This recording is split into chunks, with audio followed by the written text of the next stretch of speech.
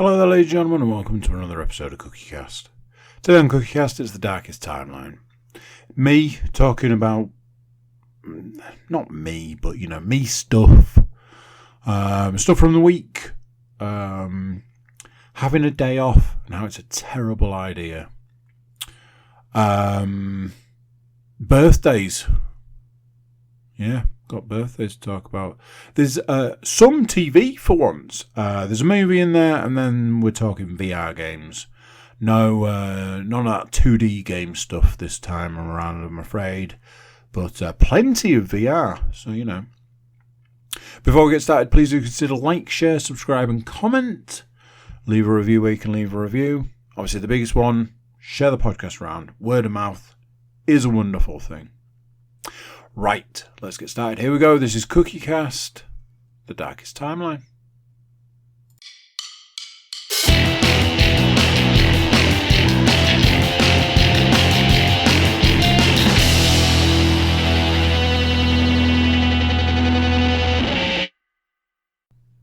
Hello. How you doing? You well? I love it when what's that saying about best laid plans? I also feel it's the same as the road to hell is paved with good intentions. One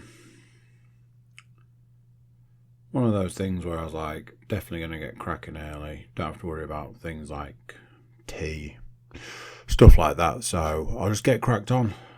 And then I got tricked into playing a computer game, which decided to steal all of my evening. And now I'm drinking a coffee at 10 to 10. And I know what you're thinking. Andy, is it maybe time to address some of your life choices? And the answer is yes. Am I going to do that? Probably not.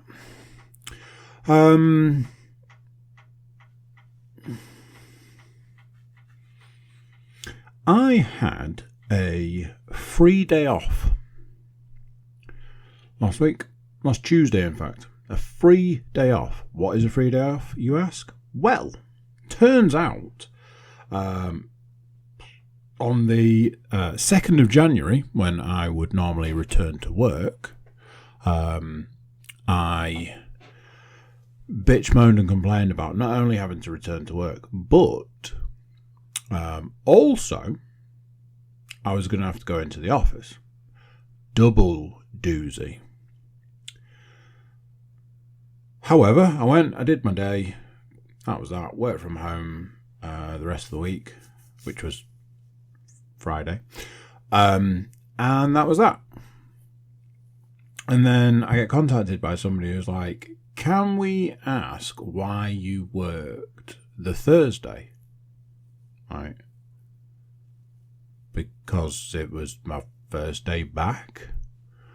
They were like, oh no, because you didn't get your day off, we just reduced your hours over the course of that week.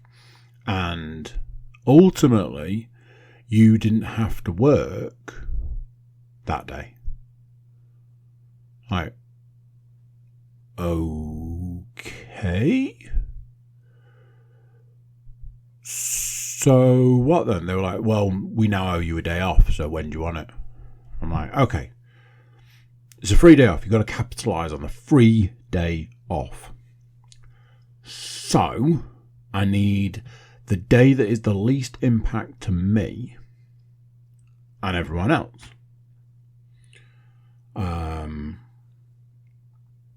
So it narrowed down to 2 days, either a Tuesday or a Friday. Monday's no good because I've got responsibilities on a Monday. And Thursday was no good. Same reason, got responsibilities. So I was like, okay, Tuesday or Friday. Friday is one of those that I still have responsibilities. So it became a no-brainer in the end. Tuesday. So I went back to them. I was like, can I have next Tuesday off? They said yes. And immediately my mind started running rampant. I was like, okay, so here's what we do. It's too cold to get the round of golf that's been evading me for 2 years at this point in time. So I can't go and play golf. So what can I do? I was like, I can have a lie-in. I can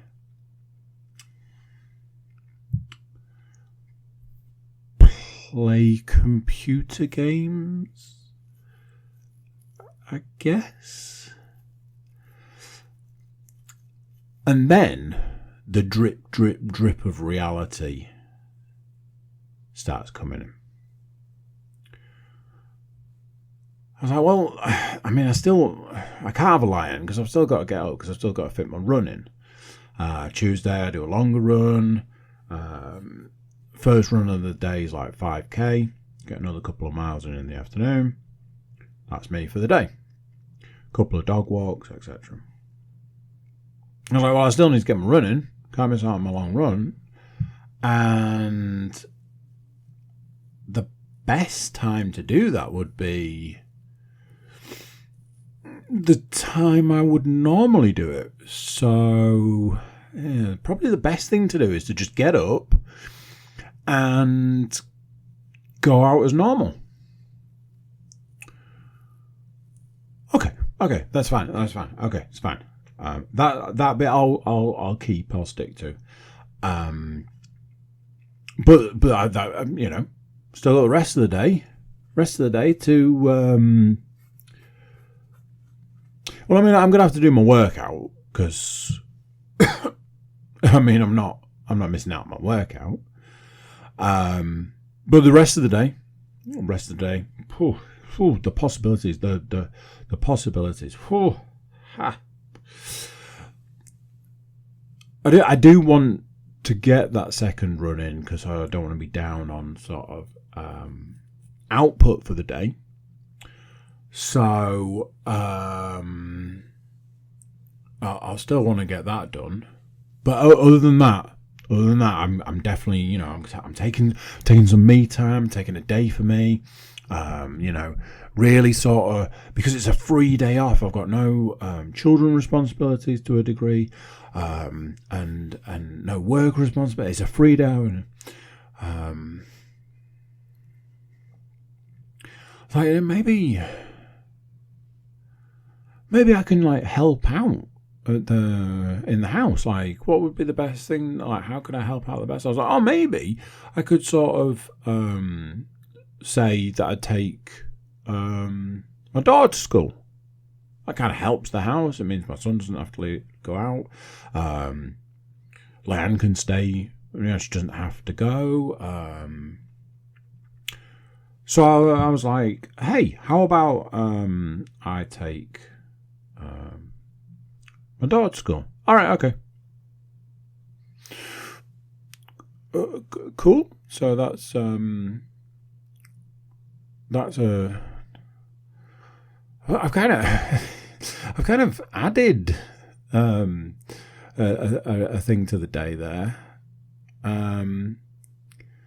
Okay, well, I mean, I'm going out the door anyway. I've got to get that run in and then walk the dog and then get a workout in and then get another run in. And I suppose if I'm taking my daughter to school, I suppose I can probably go and pick her up again. Saves people having to leave the house. I can just get out there, a few more steps, etc.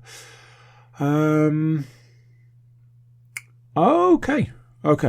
all right. We've got a plan. And maybe the day off doesn't have to be about me. Maybe the day off can be, you know, like a shared thing. Like I help out the house, and you know, at least I'm not having to go to work. So yeah. And I was like, hey, you know, what are you guys doing with your day? You know, now that you don't have to do any of your responsibilities. Oh, yeah, you're going to the shops. Oh, you're going to look for a bread bin. Oh, yeah, I could come along. I could ride shotgun on that one. Yeah, you know, because I've got a day off, and you know,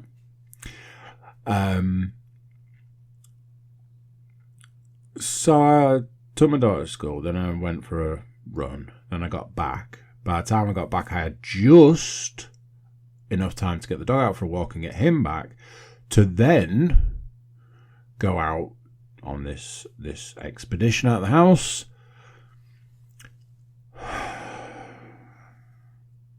At which point I returned £100 lighter, and no, I'm not talking weight, clearly. That was interesting. Because obviously if I'd have been at work, I wouldn't have been in that situation.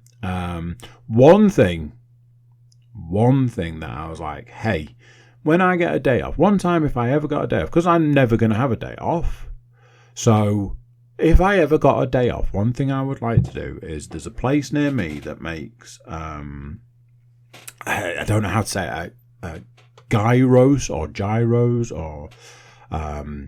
it's like Greek food. It's like halloumi and like pita and fries and stuff like that. And, I've had a little bit of stuff from there before, but I really wanted to try their sort of, like I say, gyros. Yeah, sorry on that one. Sorry for any bad pronunciation there, but I was like, hey, I'm going to do that. Mentioned it to Leanne. She was like, I don't want anything, thanks. And as I stepped out of the car, having, I don't know, lost some money on the way, as I stepped out of the car, she went, I don't want anything, don't get me anything. I'll just have some of yours. And I went, you absolutely fucking won't. I go in, and because, and this is, I'll give you a little insight into my brain. This is how my brain works. Because I didn't know exactly how to order what I was ordering, I got flustered. So I'm trying to keep it all under wraps, play it cool kind of situation. And I worked out, I was like, hey, I'll just say, can I have the vegetarian one, please? That works. Lady in there was super helpful. She was like, I've got a couple of different menus, but if you want that, we don't have that one today. I was like, oh, so I can get the vegetarian one. Yep, absolutely. How do you want it? Oh, shit, there's options. Essentially, it was like, do you want a small version or a larger version? So I'm like, oh, I'll get the bigger version. It's a day off treat. It's the one thing that I always said I was going to do. I really wanted to try it. I go past all the time. I never have the opportunity to do it. So it's a treat. I'm going to do it. So I was like, oh, I'll have the bigger version, please. Cool. Anything else? I was like, oh. I don't know what the big version looks like. I know what the small version's probably going to be. I don't know what the big version looks like. I know what I'll do. I'll get one of the meat versions for Leanne, and then she'll be like, hey, you bought me a meal. Cool. So I was like, oh, can I get, which one did you say you didn't have? And it was like, oh, we haven't got this one. I was like, oh, well, can I get the meat one, the other one that you do have? Yeah, absolutely. What sort of size? I was like, oh, I'll do the same size. So then I was like, oh, also, can I get the loaded fries? Because that was what I'd actually had previously. One time, I've been in the area, and I was like, oh, what these guys got? Oh, loaded fries. Sounds great. I was like, oh, I'll get those. One of these places, it's like super fresh.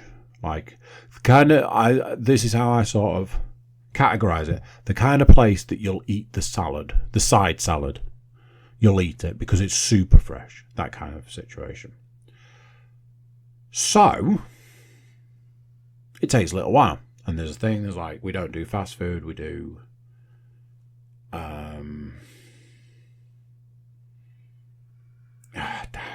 like good food. I don't know. Basically, it was like, if you're ordering some food, it'll be nice, but you're going to have to wait a little while for it because it's all fresh. I'm like, hey, just day off. It's day off. Totally having a day off. I'm sat checking some stuff on my phone, and I'm just sort of casting my eye around the place. And then I started reading what these different things were. And it was like, oh, in this option you get this and this and this and this. And I was like, does that say it comes with chips? Because if it comes with chips, I don't want more chips. That would be really a really silly thing. And at various points in time, I can see them making different parts of the food. And I saw them start making parts of Leanne's, and I was like, holy shit. She's going to hit the fucking roof, because for somebody that said, I don't want anything to eat, I've ordered a meal that is basically the equivalent of, like, a whole day's worth of food. I'm like, what I've ordered is like a sharing thing. You would order it for 2 people comfortably. So, fuck. And I'm like, I've ordered one for me, I've ordered one for her, and extra chips. I was like, this has gone horribly wrong. And I'm texting, I'm like, I've fucked up here, and you're not going to be happy. And she's like, oh, I'm sure it's fine, whatever you got. I was like, no, seriously, I've proper fucked this up. I was watching them making like something. I was like, I hope that's not part of my order, because that is not what I'm looking for.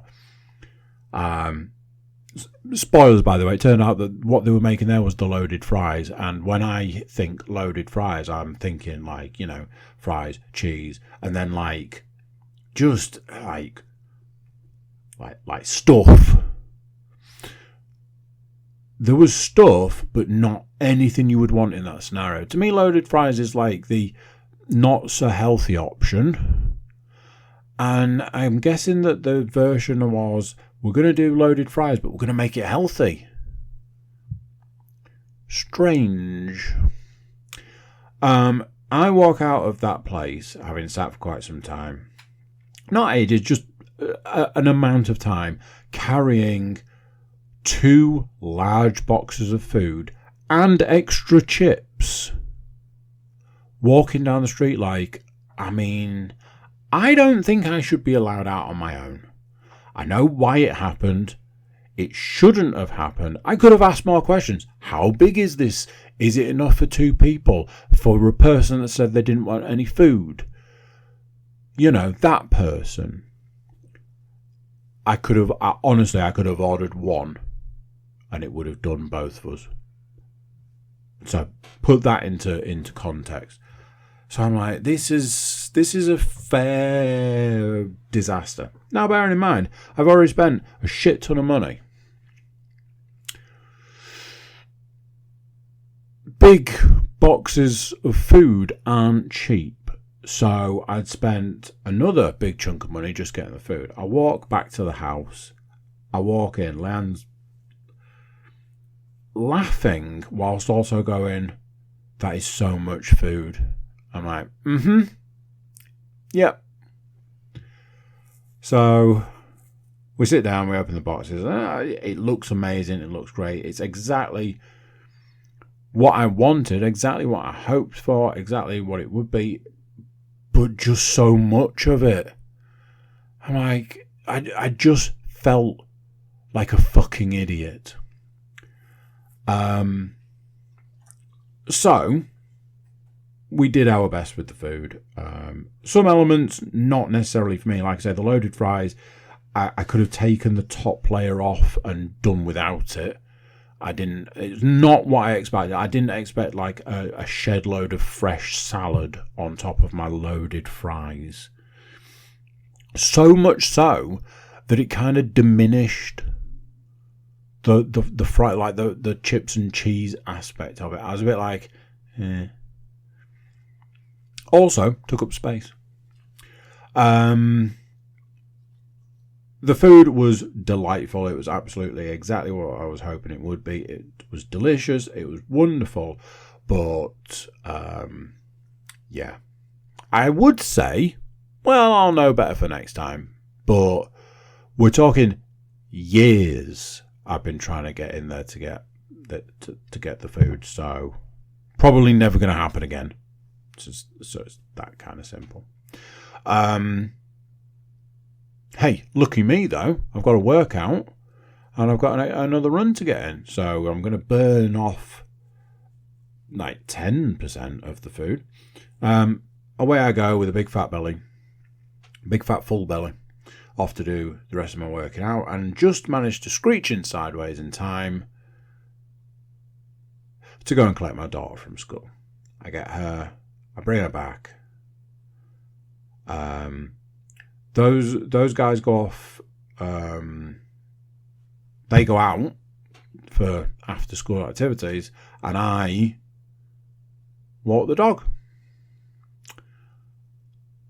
Barring a bit of an evening, I was super full. I was absolutely exhausted and went, well, there you go. There's your free day off. In no way free, because it cost me a fortune in both money and like energy. And all I could think was, if I'd have gone to work today, none of this would have been a factor. If I'd have worked, none of that would have been a factor. So, yeah, free day off, terrible idea. Don't do it if you get the chance. Obviously, the compounded interest on this is Wednesday, my first early start of the week.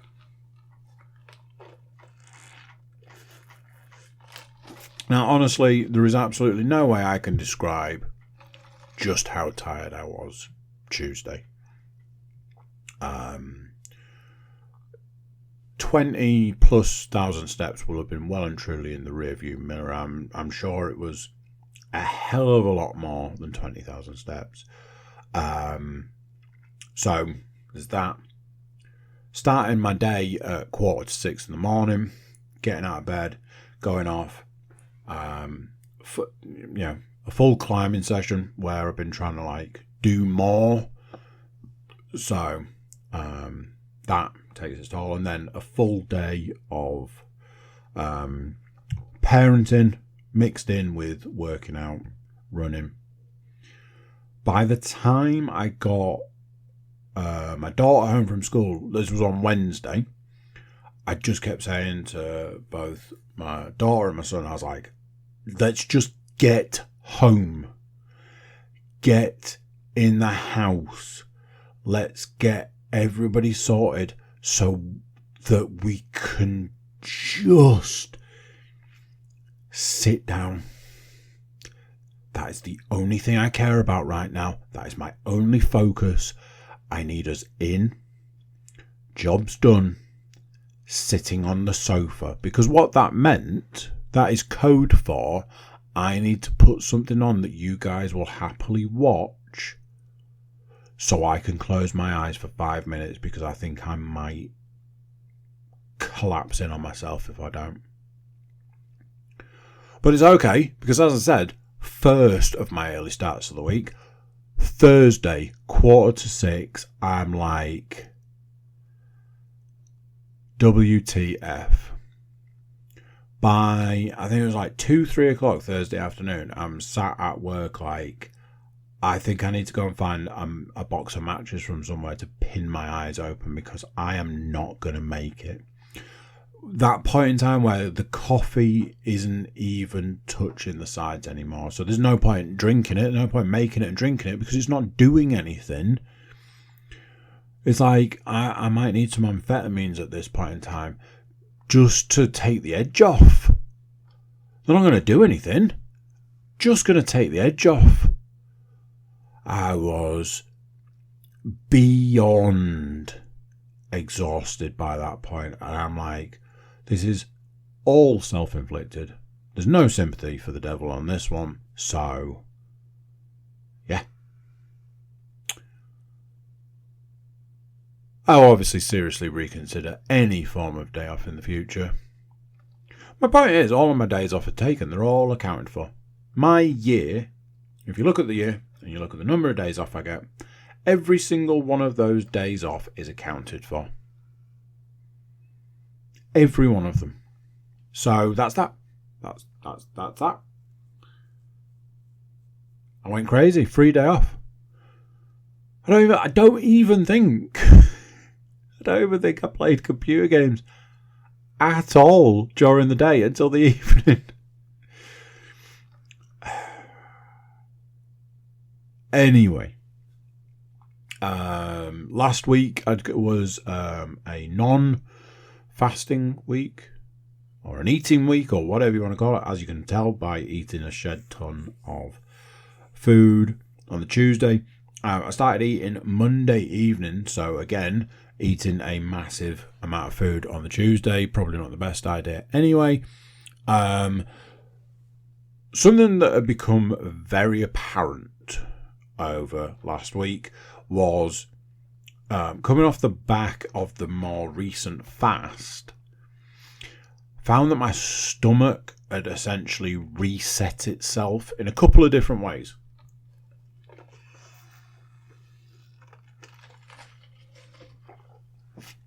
Firstly, pretty sure it had shrunk, like badly. If I ate anything, I was like, holy shit, I'm full. And I'm so full, I might need to lie down or a little snoozy. That was literally anything. So, being full, but you go, well, I've made a meal and I've started eating it and I'm full. But I was doing all this like cooking last week. I made a curry, I made some ramen. I had leftovers, so did like I had leftover sauce, so I did something different. I just did something different. It's not even worth going into. But I've got into this thing recently where I want to start like trying to cook things. So I made a ramen. It was like spicy corn peanut butter ramen. I mean, just the description is like, it was flipping amazing. There's only one problem. It didn't look overly appealing. Certainly didn't look like the picture, let's put it that way. But it tasted amazing. I made a chickpea and mushroom curry, which had to bake in the oven for 40 minutes. Never heard of that before. Never in my life have I heard of that before. It was great the first day. I was like, I cannot believe I have made this food. It's just amazing. When I had it as leftovers the next day, it was amazing. Like, holy shit balls, I don't think I've ever tasted like anything like this. Kind of amazing. It was bonkers good. So I'm trying to do all of this like cooking and stuff. You make a meal, you sit down, you take a couple of bites and you're like, I'm full. But it tastes amazing and I've made it. So I spent so much of last week just borderline feeling sick. You know that feeling where you're just full and you feel like it's some sort of like weird beached sea creature. I spent a lot of time like that. A lot of time like that. Spoilers, it resulted in me putting back nearly all of the weight I lost the week before. So, yeah, I've had to make some changes to the formula, is what I'm calling it, and trying again this week to lose that weight. Whilst also trying to like stem the fear of diabetes Because I can't imagine the yo-yoing weight is doing me any good. So, need to address that and try and change it.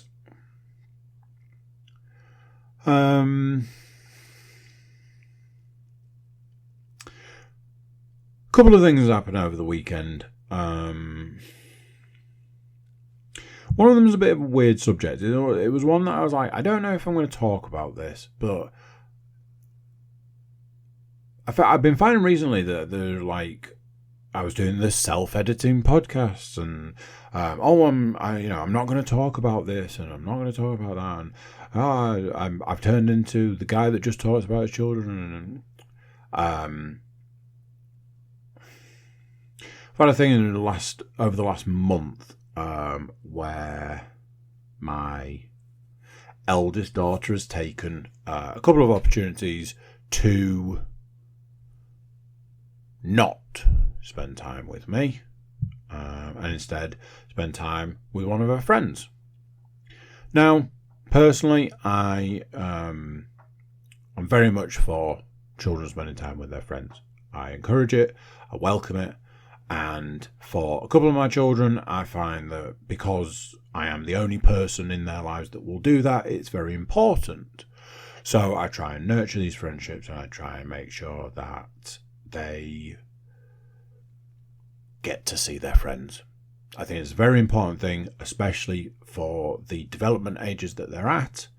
I think it's a very important thing for future development, etc., etc., etc. What I'm finding is that that's what I think, believe, etc., etc., to a point. So when I'm like, oh, do you want your friend to come and stay? No, not really. Oh, okay, I presumed you would want to. No, I'm fine. Okay. Oh, well, her mum says you can go there. Oh, I'll go there.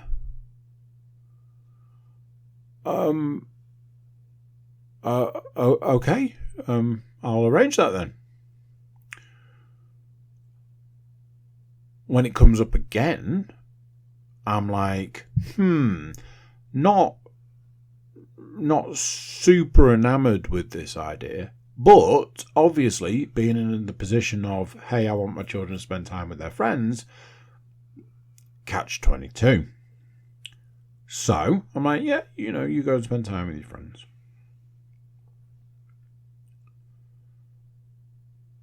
The problem is that it makes me sad. I enjoy spending time with my daughters and my son, and each one of them's different. I mean, as 4 human beings that are related, every single one of them is completely different to the other. Like, 2 of my daughters are reasonably close in age, and yet they are very different to each other. It's just that you have to learn each person's sort of, I don't know, quirks, maybe not the right word, but just who they are as people. Each one of them's different, but they're very different to each other. And I very much enjoy spending time with my daughter. I feel like we're moving into a new phase where we're starting to find shared interests. We watch X amount of movies, and we've started having that like a bit of back and forth as far as films are concerned. I'm sort of trying to broaden her viewing horizons. Like, now that you're at this age, you can watch this film, and now you're at this age, you can watch this, and I've got a trilogy for you, or I've got a franchise for you, that sort of thing. We've been bonding over a game. We've been playing Vampire Survivors, kind of together. It's not together, but like she'll play it when she's here. I play it when she's not. And sometimes when we're together, we'll do a bit of, she'll play a bit, I'll play a bit on a level. But it's also the conversations we have off the back of it. Oh, have you had one of these before? Oh, no, I've not had that. Oh, yeah, it's great. You get loads of money for it. And, that sort of stuff. I very much enjoy spending time with my daughter. So it's kind of difficult for me when she's like, oh, I'm going to go and spend time with my friend. I haven't seen you all week, but I'll see you later. And I'm like, yeah, that's great. You're spending time with your friend. That's wonderful. But, and for want of a better way of putting it, I'm like, yeah, but don't you want to spend time with me as well? And I'm so torn because I'm like, I want you to see your friends. I want you to spend time with your friends. And I want you to have that element in your life and that enjoyment. But I also want that for myself. So there's been this kind of issue. There has also been this issue of my point is 6 months ago my eldest daughter was at primary school. That's how I look at it. A child, a primary school child. Because of that, her age to me is of a certain age. I consider my daughter to be mature for her age, and in a lot of ways I feel that she is probably too mature for her age. I think that she has been pushed in a particular direction that someone of her age shouldn't have been pushed. She's got a lot of younger siblings, and that often leans towards she has to be the eldest sort of thing. It's just the way it is, just the way life goes, but sometimes that has other knock-on type things. So that's how I look at it. That's how, I think, I would look at a film and say, well, this film is rated a higher rating than your age. However, I've seen it before. I know what the content is, and I've also Googled to just see exactly why it has the rating it has. And personally, I think a couple of swear words here and there, you will hear me say those swear words before I've even stepped out of bed, especially these days because I can barely walk these days. I think we're probably okay to watch this film. And I was doing that before the age that she is now. There's a big jump between PG and 12. A 12 rating. However, I wouldn't let her watch a 12A. So, between PG and 12A is a completely different world. Between PG and 12 is a different world. But that's the rating system. So, however, between 12 and 15, not that much difference in age. But between 12 and 15, content, very different. So, you see what I mean? Some people go, oh, you're at secondary school. Oh, so you're an adult then. And treat children accordingly.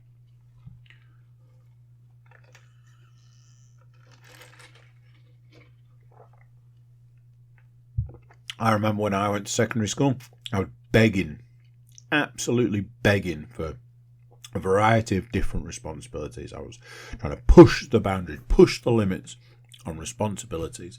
I wanted to be able to do this and do that and do the other. And some of it I thought was reasonable, and some of it, looking back, potentially wasn't all that reasonable. And I feel that my parent had to pick their battles and say, this is categorically a no, but this is a maybe.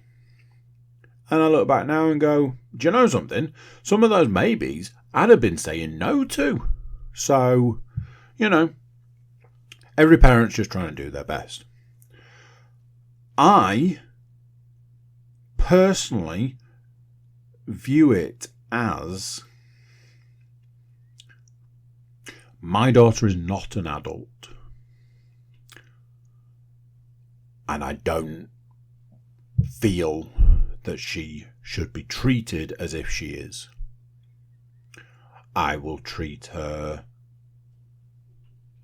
older than her age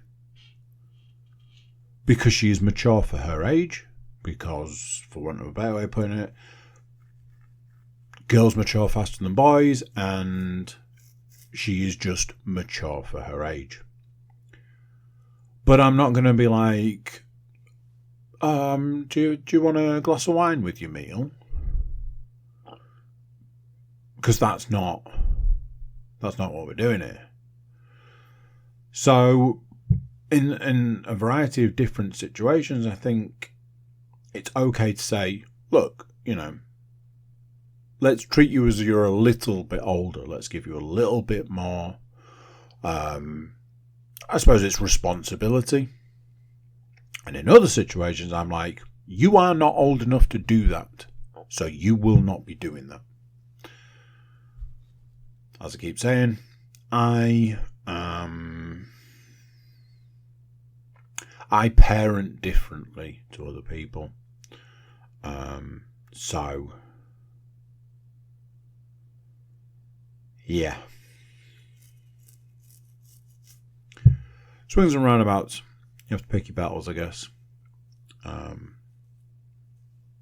don't want any sort of battles. Certainly not at the moment. So, yeah. Pick your battles, people. We had a birthday in our house.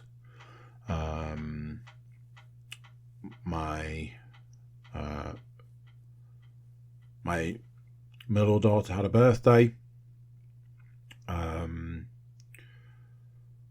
Yeah, they're all getting older. I'm not sure how I feel, and I know that's like dumb, and I know it's just they age, their children, they get older. I can't get over how old the dog's gonna be. I know, random. The dog's birthday is in 9 days' time, and I'm sure he's gained a year from somewhere. I got into a debate over how old he was. I was like, because Leanne was like, oh, well, he's going to be this age. I was like, no, he isn't. She was like, he is. Like, no, he isn't. It's like, we got him at that point in time. Like, uh-huh. She's like, and that was that many years ago. Like, no. She's like, yes. And I am convinced that a year has just been tacked on somewhere. I'm like, he is not that age. It makes me very sad to think about it, though. But yes, like the year begins and we've got a birthday straight out of the gate. It's a difficult thing to have to deal with, but whatever. My daughter asked for a bike. I was like, okay. If that's what you want, I guess that's what we're doing. So we went to look at bikes. No surprises. And I'm not saying this in the way it sounds, but no surprises. She picked the most expensive bike in the shop. And I went, oh, of course. But hey, and I keep saying this to people, and I don't know how weird it sounds, but it is a gorgeous bike. It's a beautiful bike. Like, when I picked it up, I'm like, this bike is beautiful. And that in itself kind of softens the blow.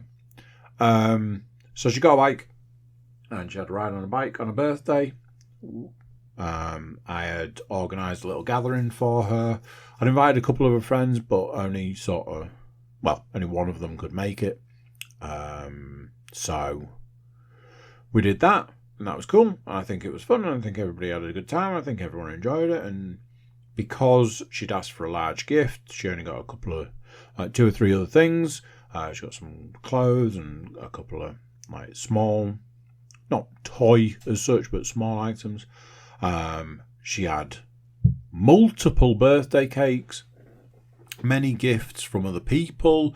It was, a plethora.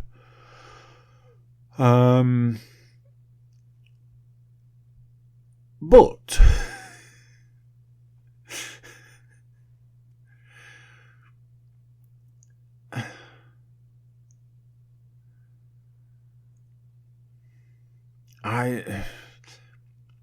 traditionally I've been weird about other people's birthdays. I don't consider it to be true. However, I was always told it was true. Apparently, I have ruined many a birthday. I don't believe that's true. I just believe expectations were too high. So there you go. That is my defence. In my later years of life, I have realised it might be true, but in a different way. I want birthdays to be like an explosion. I want it to be excitement. I want it to be minute to minute, blow by blow, just nothing but everything being fantastic and great and wonderful and the best it can possibly be. That to me is birthdays. That's how birthdays were set up for me from being a child, because that was it. Other than Christmas, you had nothing else. So, birthdays were a big thing. As they should be, in my opinion. It's your day. Not to mention the other several millions of people who have got the same birthday as you. So, I don't know if you can gauge another person's excitement. Is that person excited? I don't know, because I'm not them. But I think there's that element of, is this fun? Are we having a good time? And I think she had a good time. I think she enjoyed it. I think, as far as birthdays are concerned, it was a good one. But I don't know.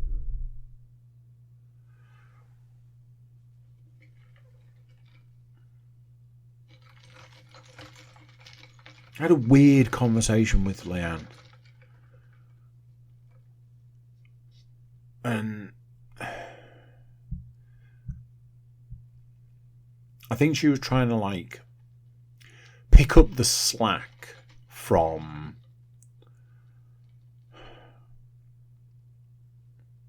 I don't know how to say it without sort of saying it. Some of my children aren't always as appreciative as they should be, and I always say it's because they're spoilt, and it's because of a variety of other reasons and whatever. I think there is an element of I think it's a melting pot of a variety of different reasons, but some of my children are not always very appreciative of things. And I feel that often diminishes that thing. But as the usually payee of items, collecting of items, putting things together and stuff like that, when somebody doesn't acknowledge, appreciate, or anything like that, you can't be the person that then goes, you didn't say thank you. You didn't appreciate what I did for you. You So it just has to kind of sit or be let go of. You have to go, well, nobody thanked me for what I did.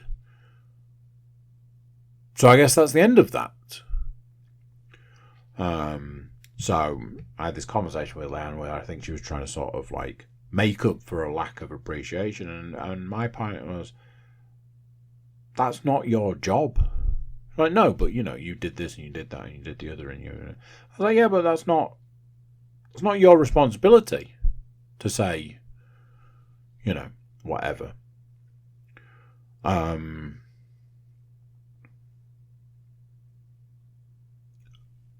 I think coming back to my point, if the person in question doesn't show appreciation, then your take on it could be that it wasn't very good.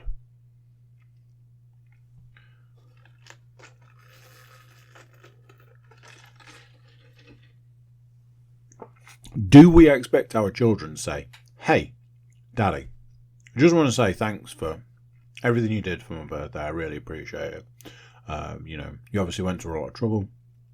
It would have obviously cost a lot of money. And as a child, I don't know where that money comes from, but I can't imagine it's easy to get hold of. So I really appreciate that. And, there was a lot of arranging involved, and you did that. And I just want to say thanks. I really appreciate it. I love my new bike. My other gifts were great.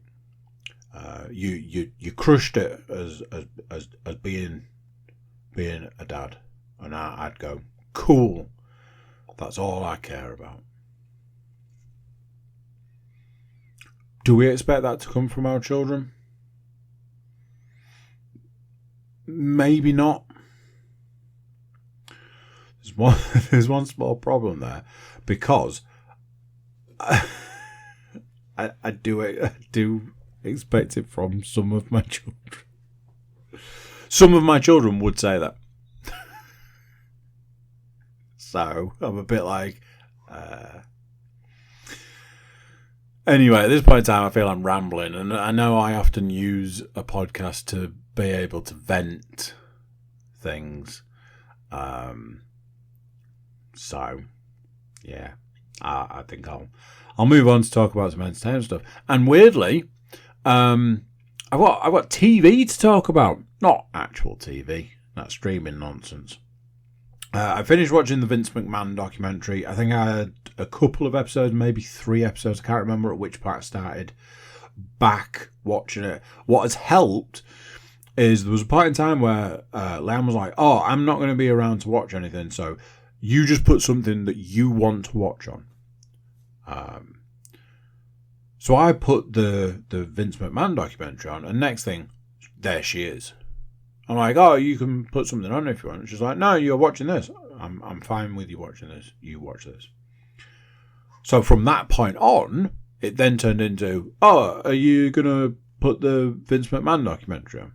I was like, right. By the time we finished watching it, she was like, "I really enjoyed it. I wish I'd have seen it from the start." And I went, "You maybe don't want to have seen it from the start."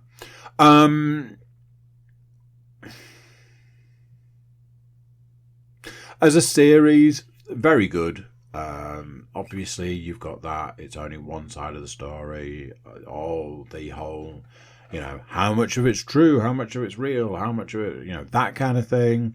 Obviously, we've got a lot of the lawsuit stuff going on, or has been going on. I have my own personal opinions about that. And, when you sell a multi-billion-dollar company, all of the ins and outs that go with it, etc. Short version is, I don't think that Vince McMahon is a very nice man, but I don't think anybody did think that. So, is that like old news?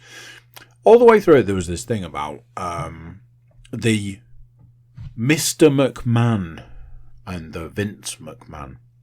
And one was a character and one was him. And a couple of people in the documentary were like, there is no character. It is just him. And then other people were like, oh no, the character's a different person. Obviously by now, a lot of the stuff has come out from the lawsuit. And again, if it's true and if it's real and all that sort of stuff, then it's awful. like beyond awful. It's just gross. Honestly, it's just not nice. I'm glad to have finished it. There was a point in time where I wasn't 100% sure if I was going to continue watching it, because there was a particular episode that was a particularly difficult watch. I'm glad I stuck with it. I'm glad I got it finished. I don't know how to say what I was about to say. I don't think we'll see a lot of Vince McMahon from this point on, and I think that's been sort of by design. So everyone gets what they want, I suppose. I finished watching a film. I was glad I'd finished watching it because it wasn't very good. I bought, which again, yeah, I bought the 4:30 movie. 4:30 movie is Kevin Smith's latest film. And the shortest version is it wasn't very good. In fact, I'd go as far as to say it was actually bad. I had this whole sort of thing in my head about how I was going to talk at length about how much of a fan is a strong word sometimes. I have followed along with Kevin Smith since Clerks. It's as simple as that. I saw Clerks on VHS. It was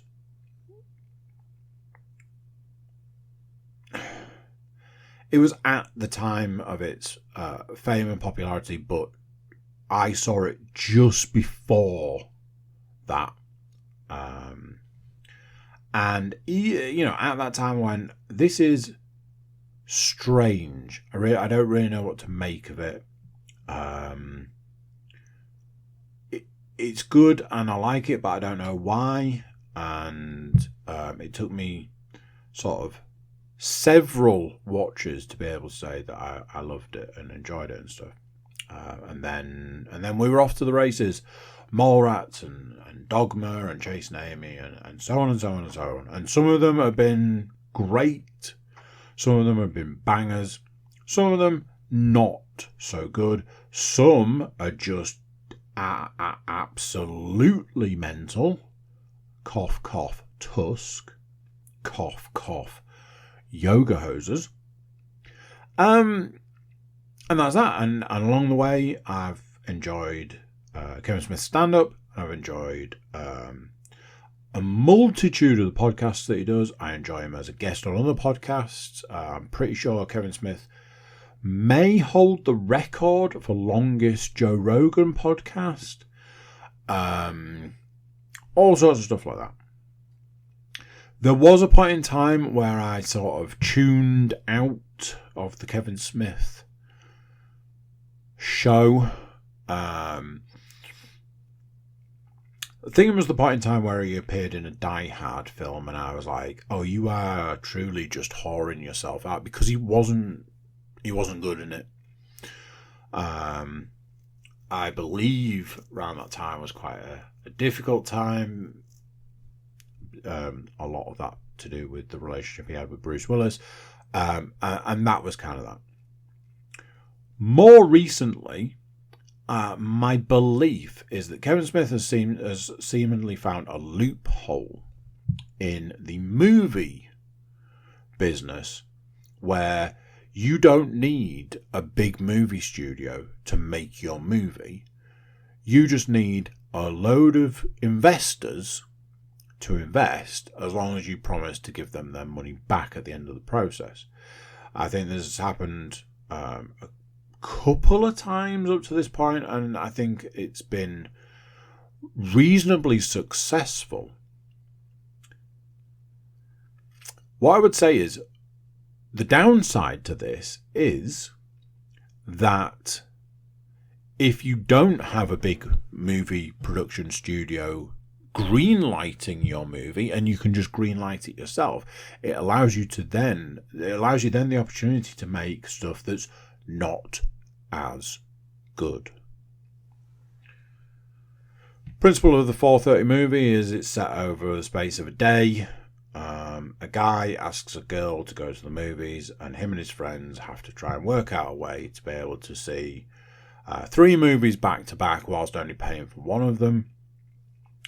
This is the girl that he's madly in love with, and blah blah blah. Ultimately, this film is a love letter to Kevin Smith from Kevin Smith. I honestly believe the only person this film could or would appeal to is Kevin Smith. And there's the problem.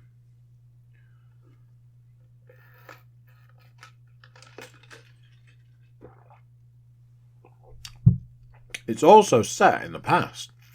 It's set in the 80s.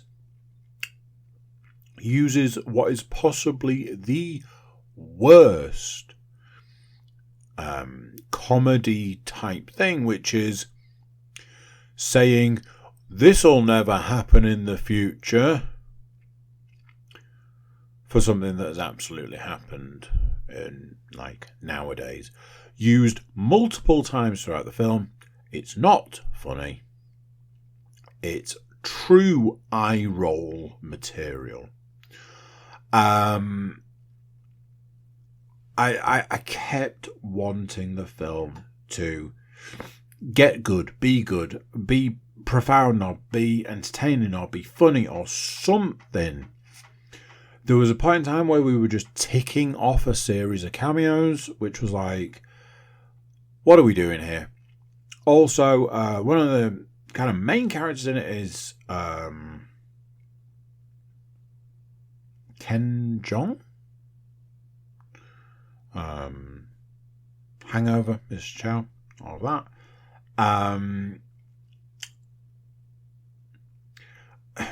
How, again, I don't know how to phrase this other than to say I'm guessing he wasn't paid, because I don't feel like his performance was... I don't feel like he was really even trying. It's just not good. And that there is a part of me that finds that difficult to say. And there is a part of me that's like, it is what it is. I'm annoyed at myself for buying it. I'm annoyed at myself for now, every time I go into my Amazon Prime, that film is sitting there. I will have to pass it at some point. And every time I pass it, I'm going to go, ugh. It concerns me for future projects. I have seen Clerks 3. I own Clerks 3. And I honestly believe that there's a possibility that I may never watch it again. Not because I thought it was a bad film, because it was one of the more emotional experiences I've ever had, and I think it was maybe too much. It would be too much for me to watch it again. Too emotional. This was just, hey Kev, do you remember that day?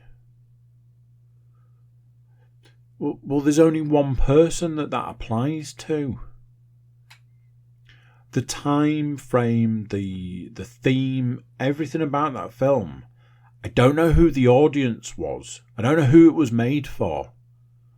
Other than the one person, the one-man audience. The whole thing just baffled me more than anything else. I just found it odd. And I don't want to be negative about stuff, and I really tried it. I watched it over a series of days, and I didn't really find anything really redeeming, and I was sad about that.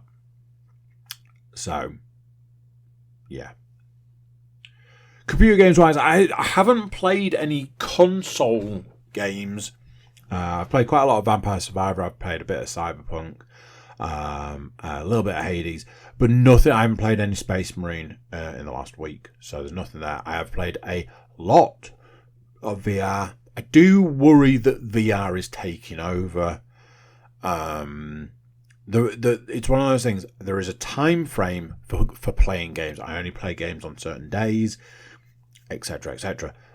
I work on principle. I'll play VR first, and then I'll go and do something else. However, first is usually only because in the case of one of the games on this list, I put it on, I played it, I finished it, turned it off, and went, "Shit! It's 1 a.m." It's stuff like that. So, let's start. I finished Alien Rogue Incursion. The truest definition of a game that really grows on you.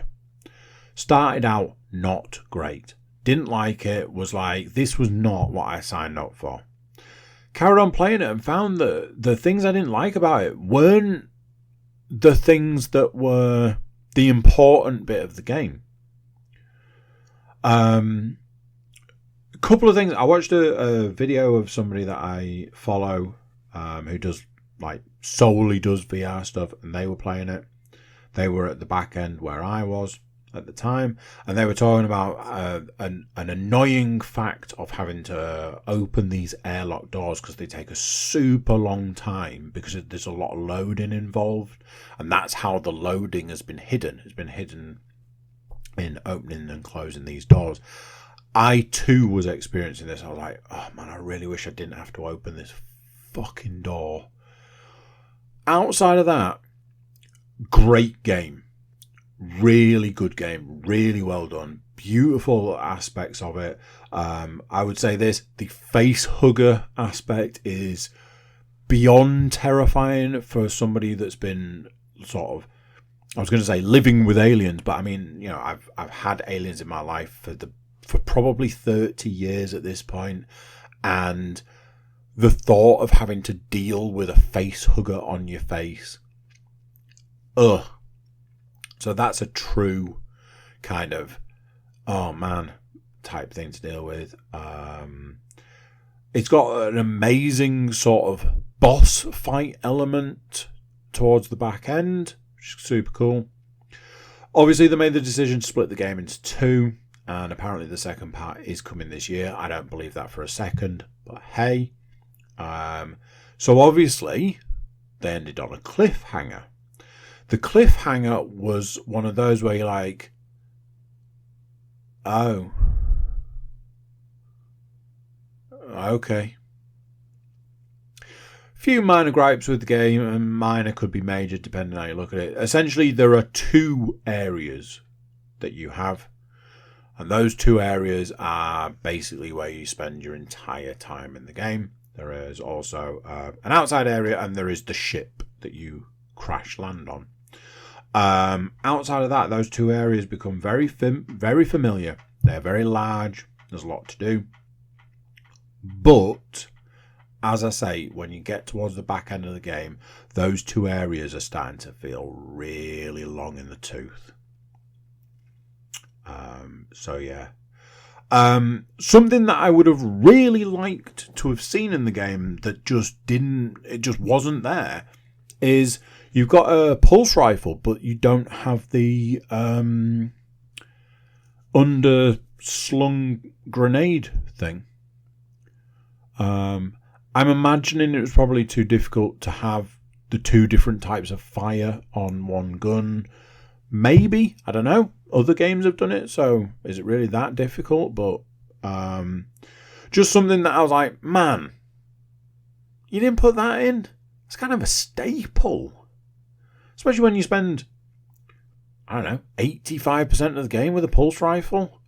It's like, oh, this one didn't come equipped with that, did it?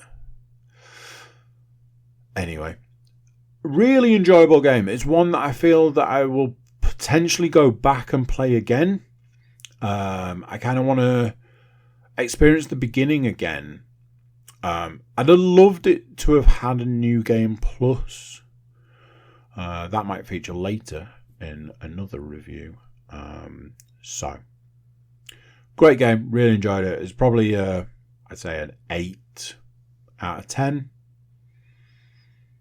Really good. I had a couple of other games that I got sort of around Christmas. They weren't 100% Christmas gifts.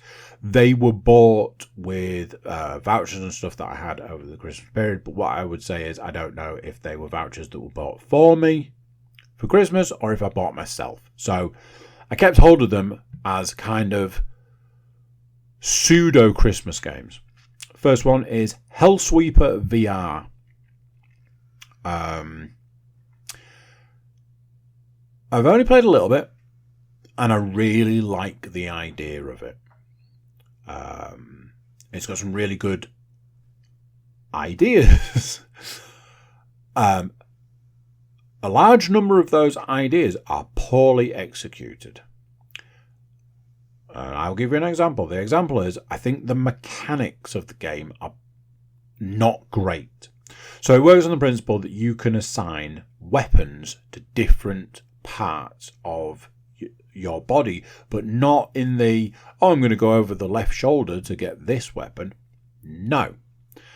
It's assigned to part of your body, but you have to essentially summon it by doing a maneuver. So if you want, I assigned a sword to the shoulder, you don't reach over and grab a sword. You hold a trigger button and thrust your arm into the air.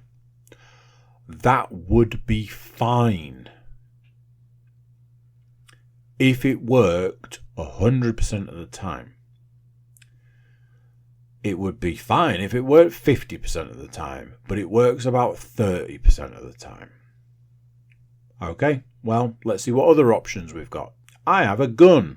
It is assigned to a motion where you press a button, hold a trigger, I think it is, and throw your arm out to the side. Again, it only works about 30% of the time. Fireball. You want a fireball? Give you a fireball. You move your arm in from outwards. Or at least you would if it worked more than 30% of the time. Okay, let's go back to the gun. You reload the gun 2 different ways. One, you can take ammo and put it into the gun. Doing it this way is slower, but gives you a damage boost. Or you can do a reload action, which is essentially swinging the gun like a gunslinger would. Guess what? It works about 30% of the time. So when you're in a big boss battle like I had, and you can't reload your gun, and you can't summon another one, and your fireball doesn't do diddly squat, and you can't get a sword, that boss battle is quite difficult. The weird thing is, though, I managed to get through it. And I managed to get through like 4 of 5 levels on my first playthrough. It's honestly, it's good. It's really good. It would be better if it worked.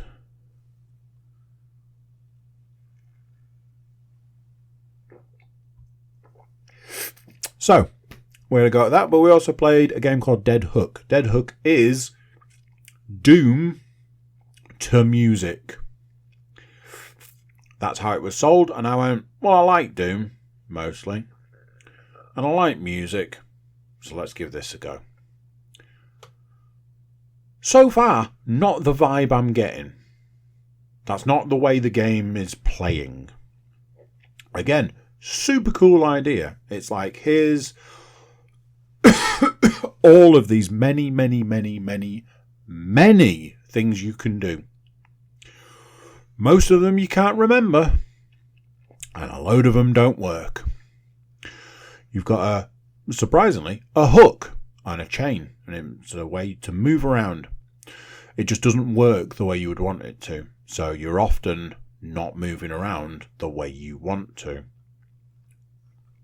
Kind of annoying, especially when you're supposed to be doing stuff quickly. It was fine. It was enjoyable. I played it. I did it. It feels a little low budget. I feel like it's got bigger ideas than its station somewhat. But it was good. I did enjoy it. It was another one where I was like, man, I wish this worked better. So, there you go. Does anybody remember me rage quitting the first Vertigo? Does anybody remember me playing the second Vertigo and finding out that it had a difficulty setting? Yeah.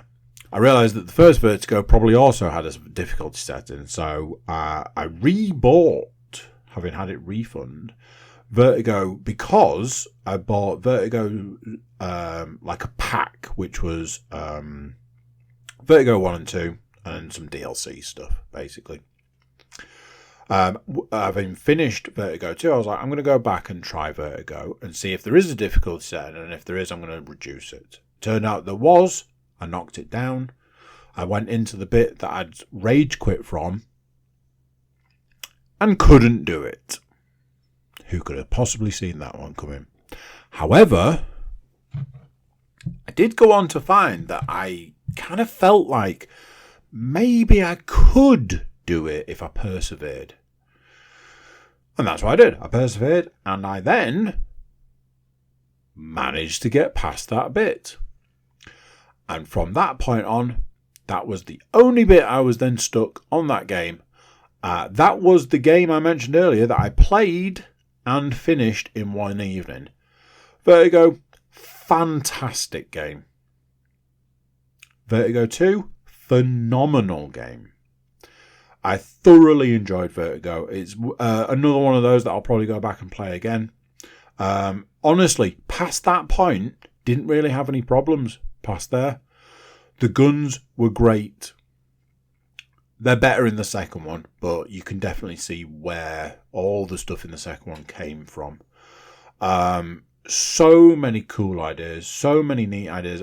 There's a bit right at the very end that's super impressive. It's really well done, and it certainly ties into the second one, where I'm playing the second one going, I've no idea what happened. Speaking of Vertigo 2, I decided to give the New Game Plus option a try. I was initially put off doing it straight away because it was like, in New Game Plus, you don't automatically heal and the enemies are harder.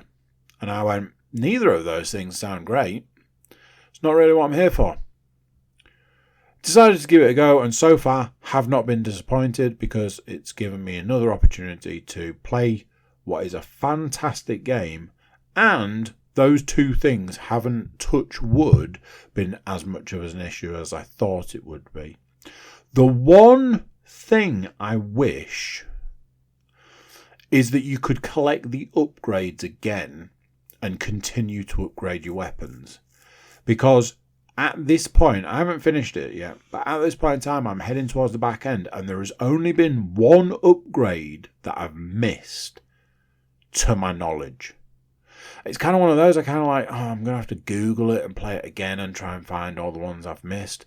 But I've missed them, and I'm saying it here and now. They're obviously not that obvious. So, yeah, I would like the upgrades again, because I'd like to be able to upgrade the weapons fully. There is a possibility that that's not the idea. Maybe you have to pick and choose your upgrades, but yeah, we'll see. So yeah, there we go. A longer podcast than I would have expected, but hey, I got a little bit rambly towards the back end of the stuff from the week, so apologies for that. Obviously, this is just a experiment in therapy, shall we say. Right, thanks for listening, and I'll catch you next time. So there we go, what do you think to that? Another one done, another one gone. If you made it this far, please do take my apology for, I don't know, I'm not entirely sure what happens sometimes. Sometimes I just get on a tangent that makes absolutely no sense. Before you leave us, please consider like, share, subscribe and comment. Leave a review where you can leave a review. Check out our website, thecookiecast.com. There we've got social media links and an email button. That way you can get in touch with us. That is it for this one. Until next time, I'm going to say bye, and I'll see you then. Thank you for listening to this episode of QuickieCast.